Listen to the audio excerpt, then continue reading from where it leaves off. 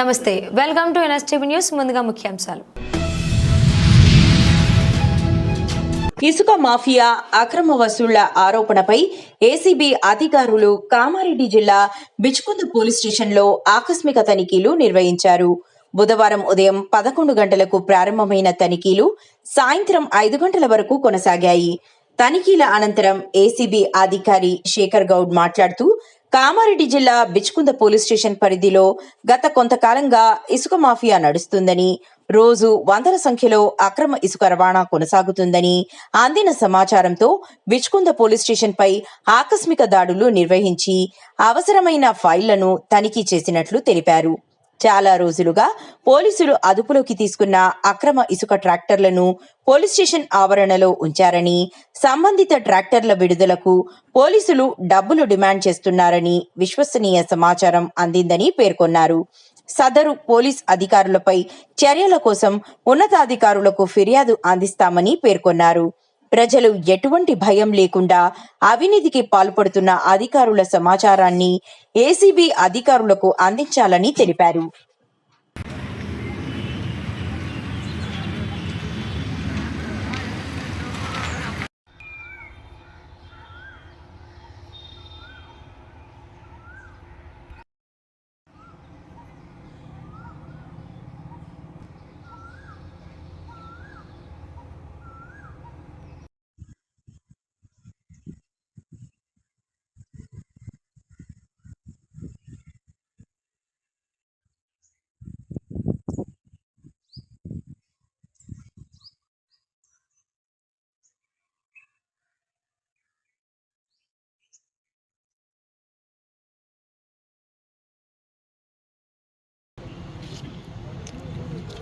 శేఖర్ గౌడ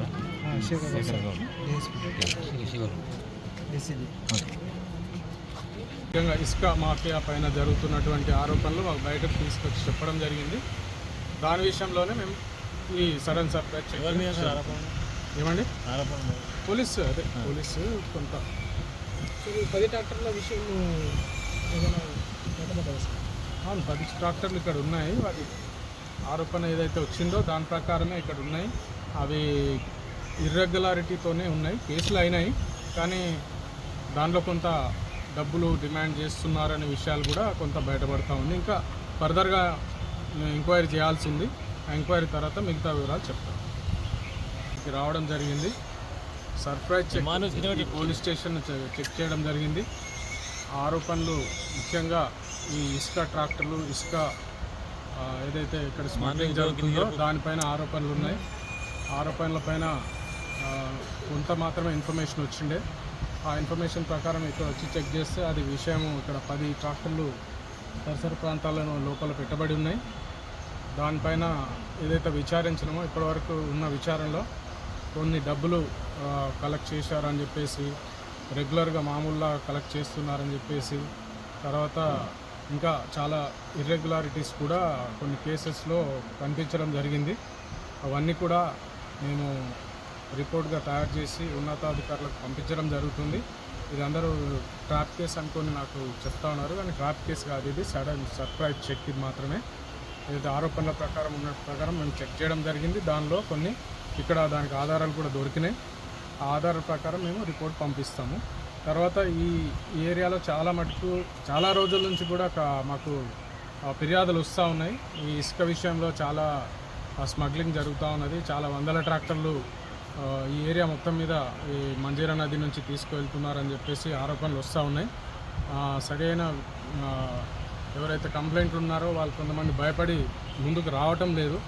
ఇందులో కూడా చాలామంది ముందుకు వచ్చినట్టే వచ్చి మళ్ళీ భయపడి వెనక్కి పోతూ ఉన్నారు. వాళ్ళందరికీ కూడా ఎవరైతే కంప్లైంట్ ఇవ్వదలుచుకున్నారో మామూలు పబ్లిక్ కానీ ఇంకెవరైనా సరే భయం లేకుండా ఏసీబీకి ఫిర్యాదు చేయాలి. ఈ ఫిర్యాదుదారుల వివరాలు ఎట్టి పరిస్థితుల్లో మేము బయటకు చెప్పడం జరగదు. ఇలాంటి అరికట్టాలనుకున్న వాళ్ళు ముందుకొచ్చి మాకు చెప్పొచ్చు. మీకు వచ్చినటువంటి ప్రెస్ నోట్లో కూడా మేము అన్నీ కూడా 1064 ఇది టోల్ ఫ్రీ నంబర్, ఇది ఎవరైనా ఫోన్ చేయొచ్చు.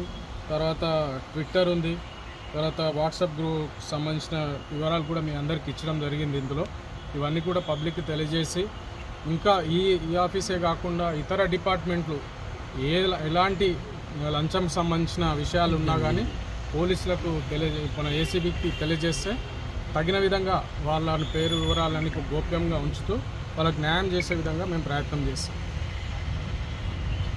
ఓకే.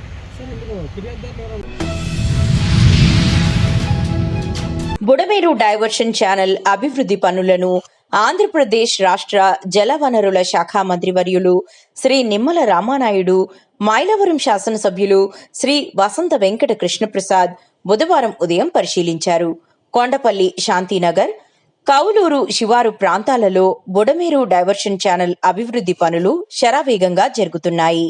బీడీసీ అభివృద్ధికి ప్రభుత్వం 39.5 కోట్ల రూపాయలు కేటాయించింది.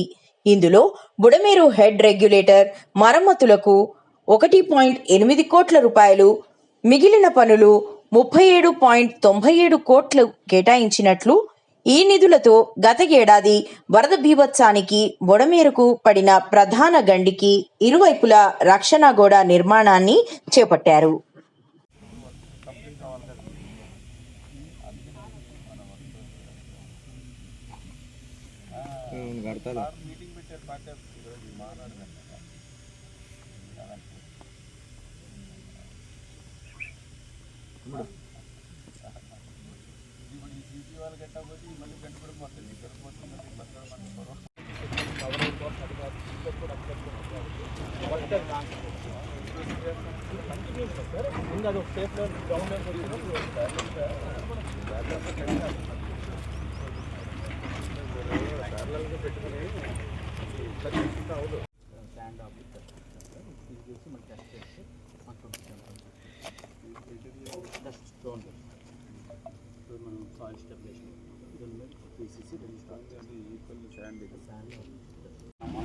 అవన్నీ మన డిపార్ట్మెంట్ లెవెల్ చేస్తామండి. దీంట్లో మొన్న పిల్లోడు పడి కూడా చనిపోయాడు ఈ ఊరితో. లోతు తెలియక స్విమ్మింగ్ చేసి పాపం చిన్న పిల్లోడు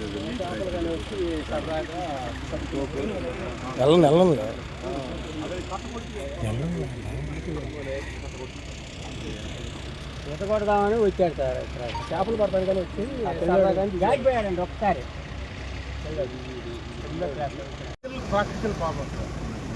ఇప్పుడు ఒక్కొక్క చోట గంటికి ఒక 60-70 ఎకరం అన్న మొత్తం 100 చేయకపోతే మళ్ళీ వాటర్ వచ్చేస్తుంది. డబ్బులు వాళ్ళు అన్నీ సార్ కూడా అది ఫైనాన్స్ వాళ్ళే ఎక్కువ వేస్తున్నారు. సార్ కలుస్తానండి సార్ ఎందుకంటే అది అవి చేయకపోతే మళ్ళీ మామూలు ఖర్చు వస్తుందని మీరు చెప్పాలి. 1.5 hours వెయిట్ చేసి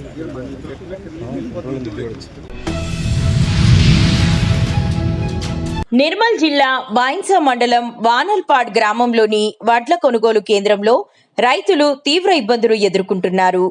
మైసూర్ పేరిట కొత్త విధానాన్ని మిల్లర్లు అమలు చేస్తూ వడ్ల బస్తా తూగునప్పుడు 7 నుండి 7.5 కిలోల మేరకు తక్కువగా తూకం వేస్తున్నారని స్థానికులు ఆరోపిస్తున్నారు. రైతులకు నష్టాన్ని కలిగించే ఈ చర్యలను వెంటనే ఆపాలని ముధోల్ నియోజకవర్గం ఉద్యమ నాయకుడు టీఆర్ఎస్ సామాన్య కార్యకర్త విలాస్ గాదేవర్ డిమాండ్ చేశారు.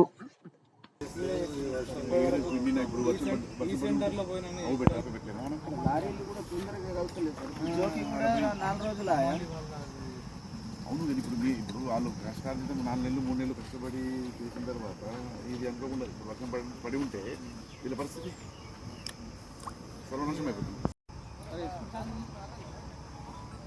సురేష్ నువ్వు కనిపిస్తలేవు.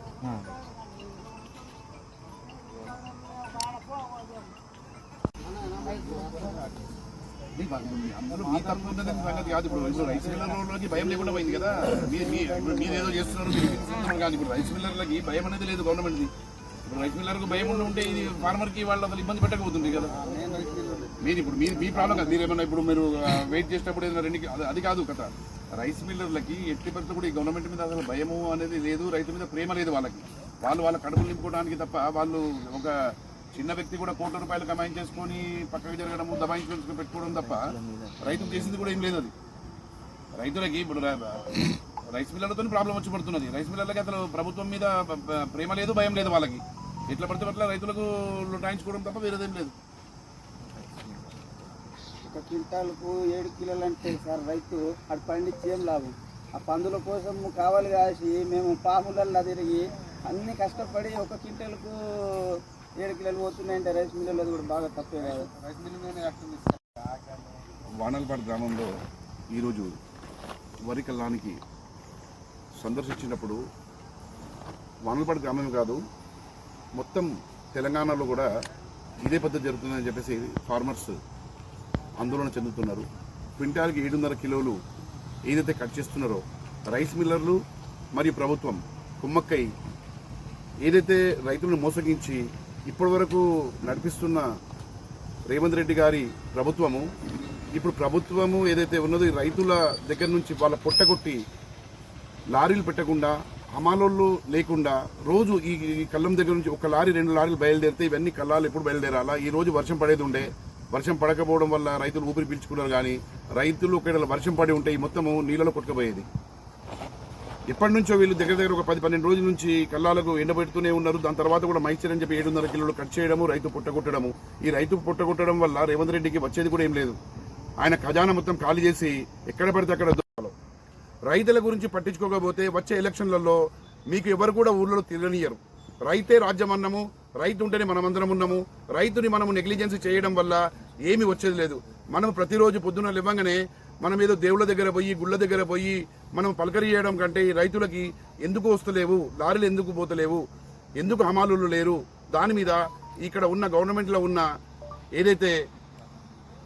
ఉన్న ఆలోచన మానుకోవాలని చెప్పేసి ముదోల్ తాలూకా నుంచి మేము వాళ్ళకి కోరడం జరుగుతున్నది. ఏదైతే రైతులు ఎట్టి పరిస్థితుల్లో కూడా ఈ రోజు నుంచి రేపటి వరకు ఈ కళ్ళాలు మొత్తం చేస్తూ ఎట్టి పరిస్థితుల్లో కూడా రైస్ మిల్కి పంపే విధంగా ఐకేపీ వాళ్ళు కూడా ఇక్కడ కష్టపడుతున్నారు. కానీ కాకపోతే వాళ్ళకి ప్రభుత్వం దగ్గర నుంచి వాళ్ళ హమాలలోకి ఎట్లా అడ్జస్ట్మెంట్ చేయాలి. మా సర్కార్లో ఏదైతే కేసీఆర్ సర్కార్లో మొన్న శీర్షికలు వచ్చింది, కేసీఆర్ గారు ఉన్నప్పుడు అందరికీ యాద వస్తున్నది. ఫార్మర్లు అందరూ కేసీఆర్కి జ్ఞాపకం చేస్తున్నారు. ఎందుకంటే అప్పుడు ఇన్ని రోజులు ఉండకపోతుండే, వచ్చినాయి అన్న తర్వాత రైతు మార్కెట్లో ఉండకూడదు, రైతు చెట్టు కింద ఉండకూడదు, ఎండలో ఎండుకుంటా వానలు నానుకుంటా రైతులు అయితే కష్టపడుతున్నారో వాళ్ళు ఇవన్నీ ఇవ్వాలంటే ఈ రోజు ఇంకో 2 రోజులు 3 రోజులు ఇక్కడ ఉండి వర్షం పడితే వాళ్ళ పరిస్థితి ఏం కావాలా? అగమ్య గోచరంగా రైతు పరిస్థితి ఉన్నది. పాలకులు కూడా ఏం చేస్తున్నారు, వట్టిగా చేసే వాళ్ళు కూడా ఇక్కడ ఉన్న మన ముదోల్ కాన్స్టిట్యుయెన్సీలో ఉన్న లీడర్లు కూడా మరి ఐకేపీ వాళ్ళకు చెప్పి వాళ్ళు గుళ్లకు తిరగడం తప్ప, దేవుళ్లకు మొక్కడం తప్ప, మేము ముదోల్ తాలూకాలో ఒక 300 గుళ్ళు మా హాయంలో కట్టినాము, అక్కడ పోయి దర్శించడం. జై హింద్, జై తెలంగాణ. జై తెలంగాణ.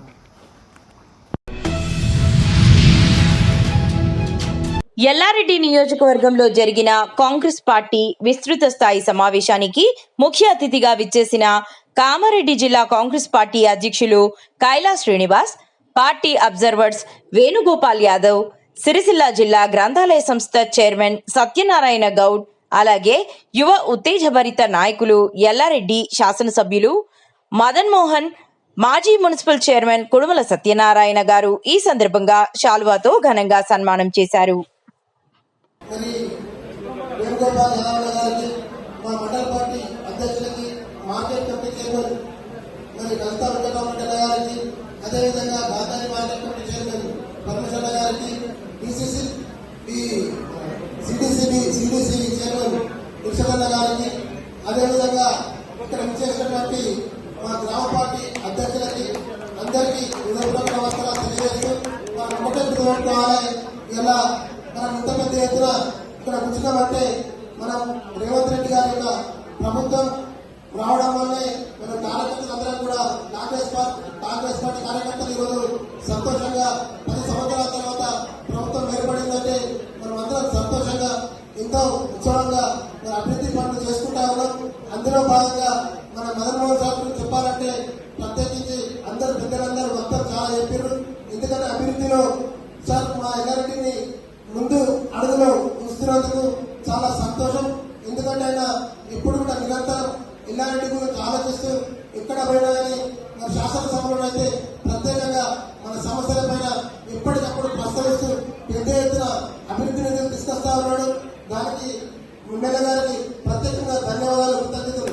ఎందుకంటే మనకు మొన్ననే ఏదైతే ఇందిరామయ్యలు ఉన్నాయో ఇందిరామయ్యలో కూడా సింహభాగంగా పెద్ద ఎత్తున అందరికి 3,500 ఇళ్ళు వస్తే మనకు సార్ ప్రత్యేకంగా ఇంకొక 1000 ఇళ్ళు ఎక్కువ తీసుకురావడం కూడా సంతోషం. ఎందుకంటే ఈ రోజు అభివృద్ధిలో ఎల్లారెడ్డి అన్ని మండలాల్లో కూడా మరి చూసుకపోతా ఉంది. ఎల్లారెడ్డి పట్టణంలో అయితే వందల కోట్లతోని మరి అభివృద్ధి పనులు జరుగుతూ ఉన్నాయి. బస్ స్టాండ్ అయితేనేమి, ఇంటిగ్రేటెడ్ మార్కెట్ అయితేనేమి, సీసీ రోడ్లు అయితేనేమి, హాస్పిటల్ కొత్తపడక ఆసుపత్రి అయితేనేమి, మరి ఇక్కడ ట్యాంక్ బండి నిర్మాణం కానీ అన్ని కూడా ఎల్లారెడ్డి పట్టణం సుందరీకరణతో మరి బాగా అభివృద్ధి చెందుతున్నటువంటి ఎల్లారెడ్డి మరి ఆయన ఆధ్వర్యంలో మరి అందరూ సంతోషపడుతుంది సార్. ఇక్కడ వ్యాపారవేత్తలు కానీ, బడుగు బలహీన వర్గాల ప్రజలు కానీ అందరూ కూడా ఈ మనం అభివృద్ధికి నోచుకున్నటువంటి ఎల్లారెడ్డి, ఎందుకంటే గత 10 సంవత్సరాల నుంచి కూడా ఎల్లారెడ్డి అంటే వెనుకబడి లేదు, ఇంకా పడేసినటువంటి నాయకులు ఉండే. ఈ రోజు అట్లాంటి పరిస్థితి మనకు లేదు. మంచి గట్టి నాయకుడు వచ్చింది కాబట్టి, మాట్లాడే వ్యక్తి వచ్చింది కాబట్టి, ఒక విద్యావంతుడు ఒక శాసనసభలోనే కాదు బయట ఎక్కడ పోయినా కానీ మన ఎల్లారెడ్డి నియోజకవర్గం గురించి చర్చించే విధంగా తీసుకొస్తున్నందుకు మదన్ మోహన్ సార్ గారికి ప్రత్యేకంగా ధన్యవాదాలు తెలియజేయాలి. ఎందుకంటే మన ఎల్లారెడ్డి అంటేనే మదన్ మోహన్ సార్ అంటే ఎల్లారెడ్డి. ఈ రోజు ఒకటే రోజు ఈ మీటింగ్ పెట్టడానికి కారణం శాసనసభ ఎన్నికలు అయిపోయినాయి, పార్లమెంట్ ఎన్నికలు అయిపోయినాయి. ఇక్కడ జరిగేటటువంటి స్థానిక సంస్థలు సర్పంచులు కానీ, ఎంపీటీసీలు కానీ, జెడ్పీటీసీలు కానీ ఖచ్చితంగా సార్ మీకు ఈ వేదిక ద్వారా మేము మాట ఇస్తా ఉన్నాం.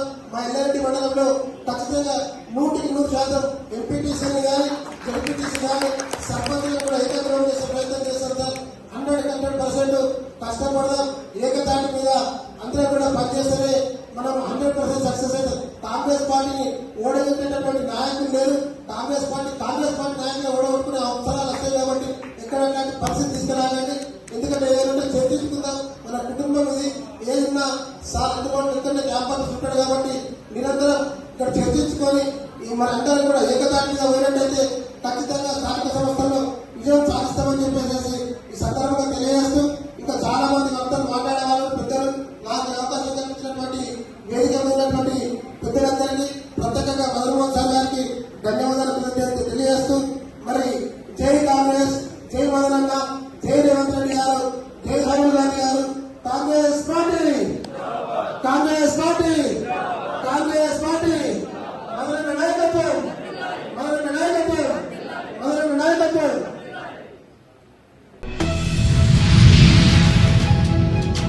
గత 20 సంవత్సరాల నుండి ఎల్లారెడ్డి నియోజకవర్గ పేదలు సొంత ఇంటి కలగానే మిగిలిపోయింది.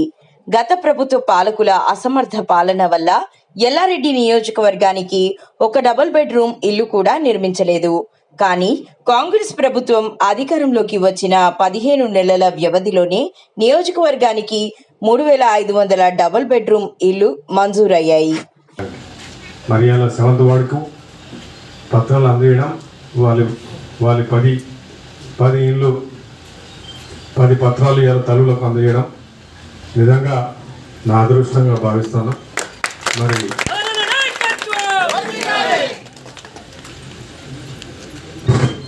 అయితే ఏగో ఇల్లు కట్టుకొని తప్పకుండా వాళ్ళ నిజమైన కళ దిగుతుందని గరీబోనికి మరి చాలామందికి ఇంకా ఇల్లు వచ్చేటి ఉన్నాయి, ఇంకా ఇల్లు కంప్లీట్ కాలే. మళ్ళా ఇది ఒక పథకం మాత్రమే. మళ్ళీ పథకంలో మొదటి విడత, 2వ విడత కూడా వస్తున్నది, 3వ విడత కూడా వస్తున్నది. నేను ఎమ్మెల్యే ఉన్న రోజులు ఇల్లు చేస్తూనే ఉంటా, డెవలప్మెంట్ చేస్తూనే ఉంటా కనుక దాంట్లో డౌట్ లేదు. ఈసారి ఇల్లు వచ్చినాయి కూడా కొంతమందికి రావడం వచ్చింది, అందరికి ఇవ్వలేకపోయినా. మళ్ళీ విడతలో కూడా తప్పకుండా ఇల్లు వస్తాయి. మరి మా కమిషనర్ గారు కూడా పొద్దున ఫోన్ చేసి మా నాయకులు కూడా చేసుకొని ఇక్కడ పెట్టుకుందామని 7th వార్డులో భూమి పూజ చేయాలి, ఒక భూమి పూజ చేయాలని చెప్పి మీ దగ్గర రావడం జరిగింది. మరి ఇందిరామ్మ ఇల్లు ఆ రోజు 30-40 ఏళ్ళ కింద ఇందిరామ్మ ఇల్లు వచ్చినాయి. ఇక మళ్ళీ ఇల్లు లేవు, నియోజకవర్గానికి ఇల్లు లేవు. ఇంతకుముందు కార్యక్రమానికి నాతో పాటు 7th వార్డ్ మరి మున్సిపల్ మరి కమిషనర్ గారికి, మరి అధ్యక్షులు, మండలాధ్యక్షులు, సీనియర్ నాయకులు, మరి ఇక్కడ ఈ వార్డు అధ్యక్షులు, మహిళా అధ్యక్షులు, వివిధ యూత్ కాంగ్రెస్ మీడియా మిత్రులు అందరు కూడా నమస్కారం. తర్వాత అందరికి 7th వార్డు ఎల్లారెడ్డి నియోజకవర్గ ప్రజలందరూ కూడా ఇదొక బృహత్తరమైన కార్యక్రమం. పేదోరింటికి మళ్ళీ ఇందిరమ్మ ఇల్లు రావడం జరిగింది. 10 ఏళ్ళ ఎల్లారెడ్డి నియోజకవర్గం ఎప్పుడు కూడా అసెంబ్లీలో కానీ ఏడ కలిసినా కానీ నేను ఎప్పుడు కూడా వెనుకబడ్డ ప్రాంతం, మమ్మల్ని ఎన్నికేసిండ్రు. 10 సంవత్సరాల ఒక్క ఇల్లు రాలే.